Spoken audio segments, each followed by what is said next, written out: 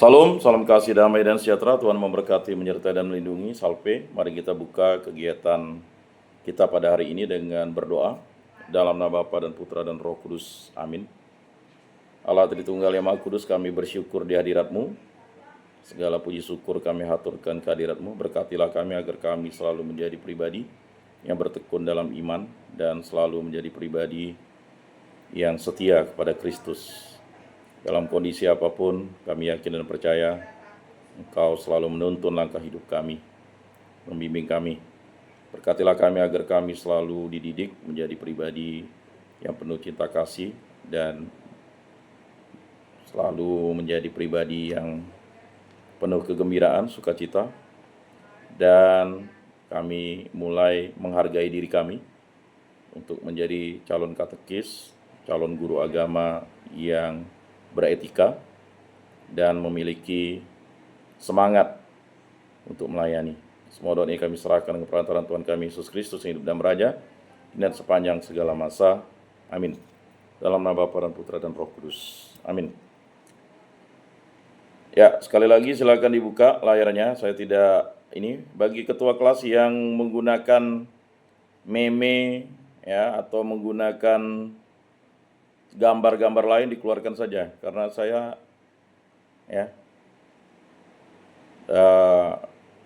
tidak ingin yang tidak serius ikut di sini ya.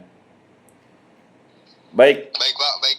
Jadi di monitor saja, nanti dikasih peringatan tuh ketua kelas kalau dia tutup atau keluar masuk tutup ya. Itu tanya, kalau memang udah 3 kali ya silakan dikeluarkan saja. Kalau gangguan sinyal, ya silakan WA di ini ya. Baik, pertemuan ke-6 ini ya, kita belajar tentang struktur sosial. Nah, pengertian struktur sosial adalah pola-pola organisasi dan hubungan yang mengatur interaksi antar individu dan kelompok dalam masyarakat. Contoh kasus tadi itu sebenarnya ada interaksi sosial yang tidak baik, tidak bagus begitu. Dimanapun kita bekerja, kita tidak bisa menganggap orang lain itu seperti kita. Kita harus memiliki penghargaan terhadap diri kita dan orang lain. Kalau kita ingin menghargai diri kita, hargailah orang lain itu. Orang lain itu tidak perlu kita harus puji-puji, tetapi di belakang kita jatuhkan. Nah, dalam struktur sosial itu. Makanya ilmu sosial dasar itu, kalau kita misalnya dididik, sudah pertemuan ke-6 masih belum mampu mendidik diri sendiri. Dan kita lihat ya, kali ini ya, di kelas ini terjadi yang namanya 2 orang itu tidak memiliki etika ketika dia keluar dari stakan ya. Kata tidak memiliki etika harusnya dia memberitahu, karena kita memiliki yang namanya perangkat kelas. Ya, kita tidak boleh diam-diam saja keluar. Oh, saya mohon maaf, saya sudah mendapat perguruan tinggi yang lebih cocok. Terima kasih untuk pertemanan yang kita lakukan. Ya, Anda perlu keluar dari grup langsung out begitu. Atau pakai WA kan. Kan ada cara-cara yang beretika ya.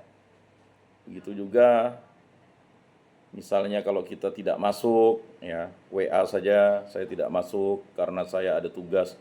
Tidak ada masalah. Bagi saya prinsipnya orang itu jujur. Ya.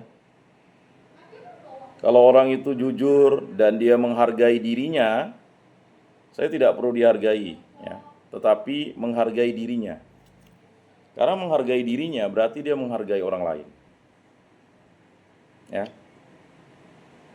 Jadi apapun ya orang lain, kalau kita tidak bisa memberikan penghargaan terhadap diri kita, ya akan sulit. Nah itu. Maka itu perlu direfleksikan ya. Jadi gara-gara nilai setitik rusak susu sebelanga. Nah itu susah. Kita maunya bergurau, kita maunya melakukan tindakan-tindakan yang membuat lucu kelas, tetapi kita justru malah ya merugikan diri sendiri. Nah, itu persoalan, ya kan gitu. Nah, jadi struktur sosial memberikan kerangka kerja yang memungkinkan masyarakat berfungsi secara teratur dan terstruktur. Jadi masyarakat itu harus teratur dan terstruktur.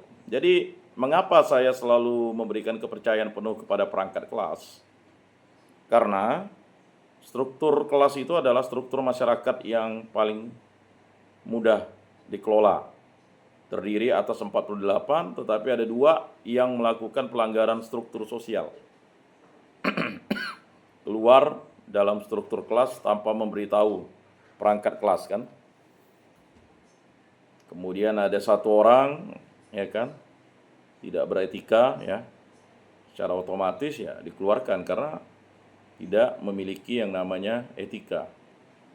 Etika itu adalah sesuatu yang dibangun berdasarkan nilai-nilai penghargaan akan diri sendiri sehingga bisa menghargai orang lain. Jadi kalau kita tidak bisa menghargai diri sendiri, misalnya kita menyontek, kita kan tidak menghargai diri sendiri, betul ya? Jadi tolong nanti waktu ujian MIT silakan gunakan kekuatan kemampuan kalian untuk mengerjakannya. Ya. Apapun jawabannya itu pasti ada nilainya. Skalanya dari 0 sampai 10. Kalau misalnya soal itu saya sering hitung skalanya begitu. Jadi nanti kalau ditanya ya dijawab. Ya. Kalau misalnya pertanyaan tidak dijawab, ya kan? Ya bagaimana mendapat nilai kan begitu. Nah, ini salah satunya ya. Kemudian juga mengenai makalah nanti itu. Ya. Ya makalah dikerjakan. Kemudian videonya, ya. Video-videonya itu ya, bukti-buktinya itu dikirim. Maka saya meminta pengiriman kembali video-videonya itu karena kebetulan HP saya yang menyimpan data-data kalian itu mengalami kerusakan, mati total. Jadi saya lalu membeli HP yang baru untuk menyimpan data-data kalian. Makanya dikirim lagi ya. Nah, kemudian jangan sampai ada yang tidak membuat video proses-prosesnya itu. Karena proses nilai tugas kalian itu ya, itu berdasarkan resume dan juga berdasarkan video. Ini sebenarnya ingin memberikan kalian itu kemampuan, keterampilan untuk komunikasi atau yang kita sekarang ini kan pembelajaran digital ya. Kalian harus easy friendly dengan pengajaran digital. Jadi tidak perlu harus khawatir nanti anak didik tidak mendapat pengajaran kalian, ya. Jadi misalnya kalian sakit atau kalian misalnya izin, anak-anak itu tidak tertinggal pelajaran itu. Tugas-tugasnya juga tidak tertinggal kan begitu. Nah, itu penting untuk ramah terhadap digital. Kuasai digital itu. YouTube, TikTok, Facebook ya. Kemudian buat algoritma yang memang memberikan pengajaran-pengajaran yang baik. Karena algoritma itu, kalau kalian suka buka Facebook mengenai berita gosip, ya nanti algoritmanya ketika kalian buka di beranda kalian muncul algoritma beranda gosip. Tidak percaya, silakan buktikan. Kalau kalian algoritmanya adalah pembelajaran-pembelajaran, ya, tugas-tugas kalian, nanti algoritmanya kalian itu akan muncul pembelajaran-pembelajaran. Algoritma itu adalah sesuatu, ya, jadi benda digital ini kita katakan mati, tidak, dia hidup. Dia itu menyusun data-data kita, apalagi kecerdasan artifisial ya. Saya belum ngecek tugas-tugas kalian itu apakah benar menggunakan pekerjaan sendiri. Karena ada satu dosen di Amerika itu sampai mengundurkan diri karena pekerjaan mahasiswanya menggunakan kecerdasan buatan. Ya. Kalau kita menggunakan kecerdasan buatan itu, dampaknya bagi kita akan ya sulit untuk mempelajari suatu mata kuliah. Nah, makanya ya, karena melihat situasi itu, makanya saya meminta kalian menulis tangan, kemudian menggunakan ya Word supaya kalian mudah ya dari sekarang sudah belajar Word ya, supaya nanti jangan sampai kalian ya minta ketikkan orang. Masa semester 7 nanti buat skripsinya minta ketikkan orang, kan sayang ya. Jadi dari sekarang udah belajar Word, walaupun ngetiknya satu tapi lama-lama bisa kok. Contohnya kalian mengetik WA bisa ya semua ya. Mengetik WA lancar kan? Pakai jempol ya selesai kan? Bisa. Nah, jadi kalau kalian mulai dari sekarang menulis di WA, skripsi kalian itu bisa selesai. Tugas-tugas kalian tulis di WA, setelah itu kalian copy, paste ke Word. Ya udah, selesai kan? Tapi kita ber-WA rianya bukan untuk tugas dan sebagainya. Nah, itu. Jadi, komponen-komponen struktur sosial yang pertama status sosial. Status sosial adalah posisi atau peran yang dimiliki seseorang dalam struktur sosial yang seringkali menentukan hak dan kewajiban serta bagaimana individu dipandang oleh orang lain. Status ini bisa bersifat ascribed, diperoleh sejak lahir, atau exhibit, ya, dicapai melalui usaha. Exhibit. Jadi ascribe, misalnya seorang pangeran, dia dapat langsung gelar pangeran. Nah, kalau kita harus melalui usaha. Shift ya. Contoh status sebagai anak, orang tua, pelajar, pekerja, atau pemimpin. Nah, tadi ya ada ketika status kita mahasiswa, hendaknya kita menghargai diri kita dan menghargai orang lain. Ya. Saya tidak marah dengan Kendil. Tapi apa yang dilakukannya itu berdampak bagi pribadinya. Makanya saya tidak membentak dia, ya silakan keluar saja kan, memang mungkin dia tidak cocok ngambil ilmu sosial dasar pada semester ini kan, semester depan kan begitu. Ya silakan saja kan begitu. Begitu juga dengan kalian, tidak perlu misalnya, oh saya tidak cocok dengan Pak Yakobus nih, ya kan, ya silakan. Pak, saya tidak masuk, ya tidak masalah juga kan begitu. Ya. Cuman nanti persoalannya pasti dampaknya menjadi besar. Mengapa? Algoritma kita 48 orang. 2 orang sudah keluar, tinggal 46 orang. Nah, 1 orang ya kan merasa mungkin dia tidak cocok ya. Nah, itu algoritma itu bisa mengganggu. Kemudian yang kedua, peran sosial ya. Peran sosial adalah perilaku yang diharapkan dari seseorang berdasarkan status sosial mereka. Nah, itu. Setiap status sosial datang dengan peran yang spesifik yang menggambarkan tanggung jawab dan ekspektasi dari individu dalam posisi tersebut. Contohnya peran sebagai guru, mengajar dan membimbing siswa ya. Tugas kita itu 2, mengajar dan membimbing siswa nantinya ya. Jadi tolong dicamkan ketika kalian masuk ya PKK, pendidikan keagamaan Katolik ini, kalian pasti jadi guru. Ya. Terserahlah nanti kalian mau jadi petani, kalian mau menjadi ya pengusaha, pemborong, ya itu urusan nantinya. Tetapi ya peran kalian adalah mengajar dan membimbing siswa. Mengajar dan membimbing siswa.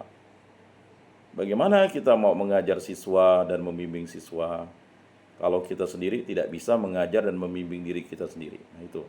Contohnya hari ini kan, Jumper, Misa Jumper, Jumat pertama. Apakah semua kalian ikut? Ya, ikut enggak Jumper sekarang nih? Karena di kampus disediakan Jumper kan, Jumat pertama kan? Nah, kalau kalian tidak hadir di Jumper, ya saya yakin ya. Nah, kalian harus mendidik diri kalian, menghargai diri kalian kan begitu. Kalau kalian tidak bisa ikut di kampus, ya bisa ikut di paroki-paroki terdekat, rata-rata jam 6. Nah, tadi saya Jumper dulu, Misa Jumper, kemudian adorasi di paroki Keluarga Kudus. Peran sebagai dokter merawat pasien, peran sebagai teman memberikan dukungan dan perhatian. Nah, itu. Jadi tolong sebagai teman diingatkan ya. Kita ini mahasiswa, kita harus memberikan penghargaan terhadap diri sendiri, ya kan? Jadi kalau kita ingin berhasil, sukses, ya, kita harus mengerjakan tugas-tugas. Jangan lalu kita ikut-ikutan sesuatu yang salah. Ah, malas ngerjakan tugas. Biar aja, ya kan? Oh, jangan. Ya.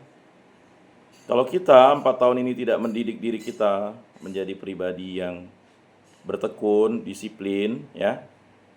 Jangan harap kalian bisa ya mendidik diri kalian. Ah, nanti kan bisa berubah ketika kita bekerja. Tidak. Ini udahlah fase ya yang disebut dengan fase remaja atau bukan fase remaja ya. Fase dewasa tahap pertama, di mana kita mendidik ya diri kita itu untuk bertekun. Misalnya kita pagi ya harus membiasakan diri berdoa. Bapa kami, Salam Maria, Kemuliaan, ya, Rosario. Agak sulit kalau kita tidak mendidik diri kita seperti itu. Ya, jadi seperti itu ya. Kemudian ada kelas sosial. Pengertian kelas sosial adalah pembagian masyarakat berdasarkan stratifikasi sosial yang biasanya terkait dengan faktor ekonomi, pendidikan, dan kekuasaan. Kelas sosial mencerminkan perbedaan dalam akses terhadap sumber daya dan peluang. Nah, saudara-saudari, mengapa kita harus menjadi orang yang terpelajar, orang yang intelektual, terdidik? Karena akses ke sumber daya dan peluang ini semakin terbatas.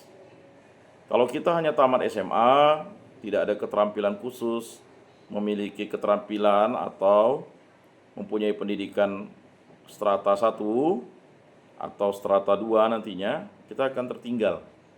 Ya. Karena untuk menjadi guru itu standar yang paling rendah sekarang S1. Mungkin waktu kalian nanti 5 tahun akan datang S2. Mungkin 10 tahun lagi S3, ya. Jadi jangan pernah kalian hanya mengikuti standar, kalau bisa di atas standar. Dan itu penting tuh. Contoh, kelas atau kaya dan berkuasa, kelas menengah, pendidikan dan pekerjaan profesional. Nah, jadi kita itu berusaha masuk ke kelas menengah. Mengapa kalian kuliah? Untuk masuk ke kelas menengah. Sedangkan untuk kelas atas itu ya butuh proses panjang. Lalu ada kelas bawah, pekerjaan kasar dan pendapatan rendah. Ya. Tetapi kita sebagai makhluk sosial melihat itu sebagai peluang atau ancaman kan. Keempat, kelompok sosial. Pengertian, kelompok sosial adalah kumpulan individu yang saling berinteraksi dan memiliki rasa kebersamaan atau identitas yang sama. Kelompok sosial dapat berbentuk formal, organisasi, atau informal, teman sebaya. Jadi kelompok sosial dapat berbentuk formal, organisasi. Sekarang kalian ada organisasi. Apa organisasinya? Organisasi PKK 1 kan? Ada ketua kelas, ada wakil, ada sekretaris atau bendahara. Inilah organisasi kelas kalian. Atau informal, teman sebaya, ya. Contoh keluarga, teman dekat, komunitas, tim olahraga, kelompok organisasi.